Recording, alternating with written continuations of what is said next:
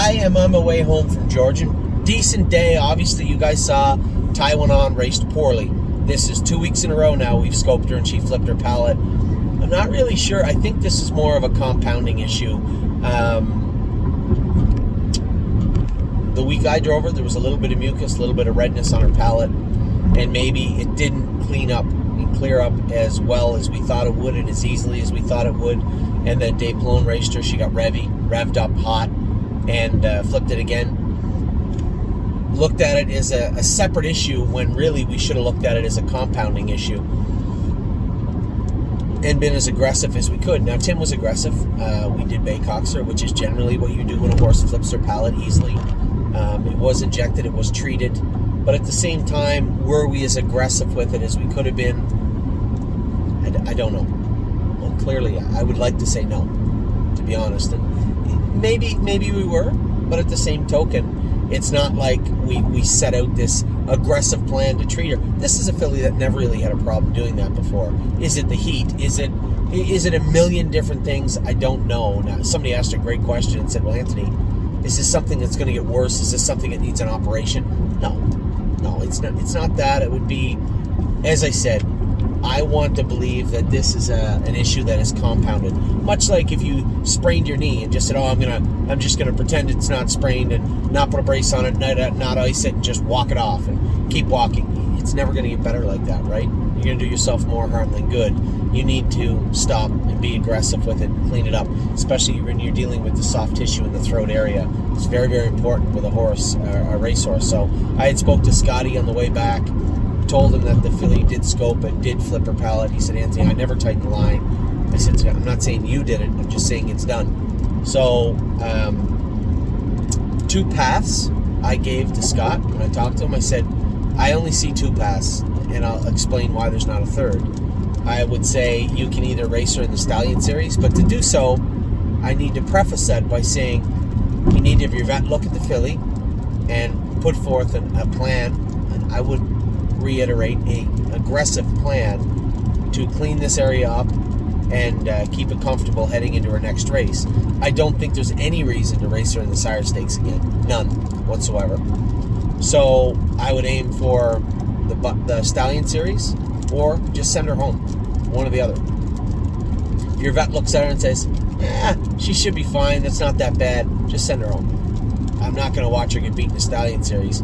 We need to be aggressive with this. We need to get it under control. If this is the issue, now draw blood on her. Just because we found one issue doesn't mean there's not another. So draw blood work on her. Make sure she's okay. Draw up a plan for the 19th. I think the 19th is the next one, he said. And then go from there. If we have a good outing in the Stallion Series, hopefully we can win. Maybe we can win the last leg, and that might get us a seat at the table for the Stallion Series final. This is a good filly, and there's going to be bumps along the way, but we need to do what's right. We need to do this right now. So I left it with Scotty, and I'll bring everybody a report in the next couple of days what him and Megan's vet, he or she, the veterinarian, found with the filly and what they want to do to mitigate this issue that's become an issue. And I think that's the only way to leave it, right? You know everything I know right now. The only unturned stone at this moment is what her blood work looks like. Is there something else at play? And then we'll go from there. So that's where we're at with Ty went on. She didn't race good. Yes, his race, a little disappointed again. Opening up lengths down the backstretch. Yes, should have won the race, but looked like he was completely exhausted the last 100 yards. As I said to Jason, it's frustrating watching that take place, but I did, and I have to be careful how I say it, right? Oh, you can't gas him down the backstretch. Well, I did gas Sweet on Pete down the backstretch last night. I did, right? So, remember my grandmother saying something about throwing stones at glass houses. So, I think we do need to drive a little bit easier, but Jason and I were both in agreement. One, we have to scope them. There's nobody there to scope them tonight. We're going to scope them first thing in the morning, see what we find there. I don't want to find any blood, I can tell you that, but I want to have him scoped to figure out what's going on, take his blood. What happened last night? What happened tonight? I need his blood and that scope to tell the story and paint the picture of what took place tonight. And then we can look at how we're going to mitigate that. It's not like the horse was horrid. We finished second. We should have won. We finished second, 54-1. Last week, finished second, 53, fastest mile of his life. But he doesn't look good, right? This doesn't look like, yes, something's going on, especially tonight. So, Jason will get to the bottom of that. Another horse that I need to be updated on over the next 24 to 48 hours. Jason's always good in that regard. And, you know, anytime I call him, I got to watch it because I'm heated, but at the same time, it's not Jason's fault, right? He did everything he could to prepare the horse for the race. So, that's that. Aside from that, decent day. Stonebridge Simba can't trot in 55, and I'll be straight up with everybody. I told Mark Beckwith just put him in the 20 claimer. I said it's very simple, Mark.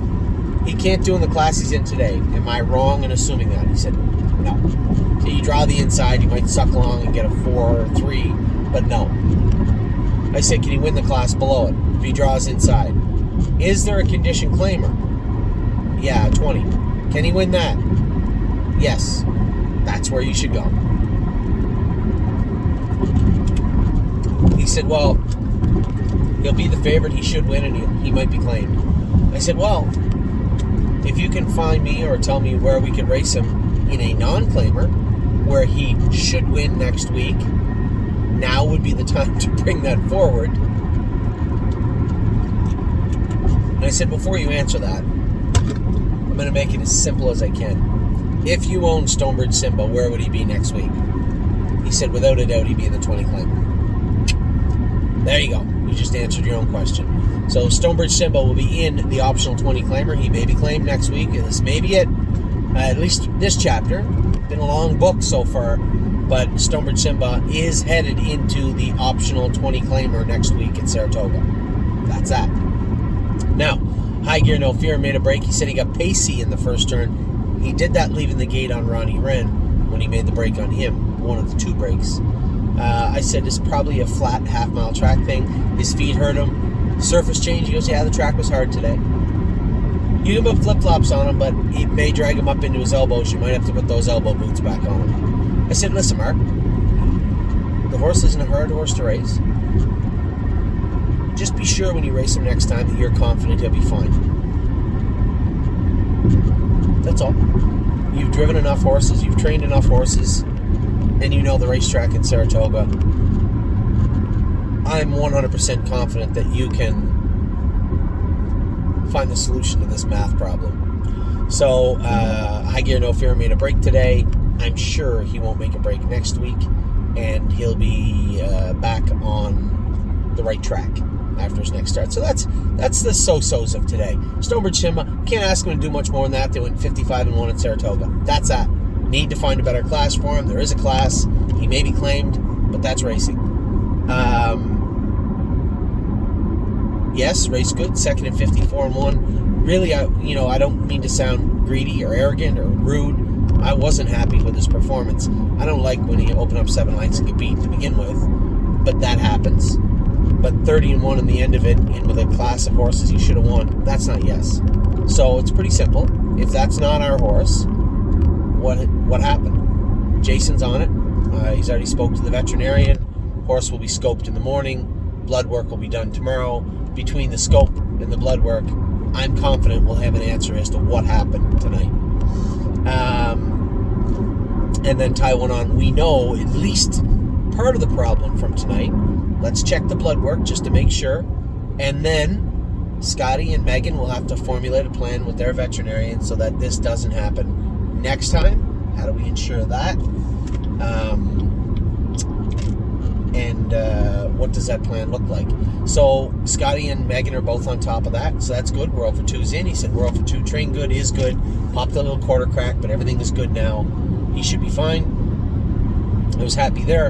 And then when you look at Georgian Downs tonight, listen, I drove straight from Northfield Park, right to Northfield area, Macedonia, right to Georgian Downs. Got out of the car, got my suit on, warmed up Crew Chief, warmed up Laugh Now. Crew Chief raced fantastic. I actually clipped the wheel in the first turn, and he still won the race very handily. I got a flat tire. The guy in front of me got a flat tire from me. I got a flat tire at the quarter pole. For whatever reason, the track was just super deep, and the ruts in the track actually literally flattened my left tire. So crew chief won the race with one deflated tire and raced great. 2-2. Now the other division went 58-4. Laugh now, race good. He didn't get over that track good. Him and Levitor had egg bars on behind. Not a great shoe for that track, but I'm not changing either of them. We're just going to add some borium to the toe of Laugh now, and Levitor seemed to push through no problem, so I'm not going to... Excuse me. I'm not going to poke the bear when it comes to Levitor shoes. Crew chief raced great. First lifetime start, 2-2. Looked rather impressive doing it. The only thing that took some of the luster from that was that the other division went in 58-4. Laugh now again. He raced great also. Finished second. I think we can improve on Laugh now. And then obviously Levitor came out and raced great. Not a sprinter. You know, I tried to make things a little difficult for good golly Miss Molly, but she was the class of the field. Cleared over to the front, got everything her own way, and, you know, stepped on the gas in the last turn. And Levitor is just not a sprinter. I would have at that point rather be first over than in the 2-hole. And the horse on the outside had the momentum. They both got away on me. Levitor got all he was going to get and raced very, very good in doing it.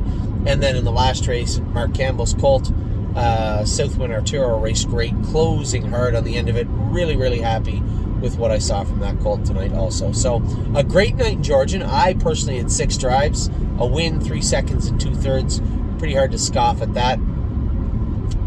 As a whole, Yes was second. Ty went on flat performance, but we understand what went on with her. We're going to check into Yes tomorrow. High Gear No Fear got pacey, made a break in the first turn. We know what went on with him and how we can mitigate that, I believe. And also, Stonebridge Simba, we know how we can mitigate this. Put him in where he belongs. So I think everything went well. And what didn't go well today, we're well on our way to remedying that. So with that, I will let you guys go. This is a much better video than the first video anyway. So now you're all up to date. Big week. I'm obviously laser focused on what's going to take place this week. Northfield Park. We have 15 plus Jason's filly to qualify at Northfield Park. So 16 babies will go behind the gate at Northfield. For those of you guys wondering, again, I've been told they are broadcasting that. I'll ask Curtis how we can get that up on our YouTube and our Facebook page. But they are broadcasting that from Northfield, and Mohawk will be broadcasting Friday also. So a big week for us. The bulk, almost all of our babies will be qualifying this week for the first time. Most of them will come back for a second trip, and there is a first horse qualifying. The first horse of 2022 will qualify on Tuesday. Her name's Silent Assassin. She'll qualify on Tuesday because on the 20th is her first stake race, and then I didn't want to leave anything to chance with the timing, so she is qualifying Tuesday morning at Mohawk Raceway. So with that, I'll let you go. I'll talk to you all very soon. I hope you had a great weekend. I did. Had a pretty good night tonight. Turn the page. Tomorrow's a new day. Take care, everybody.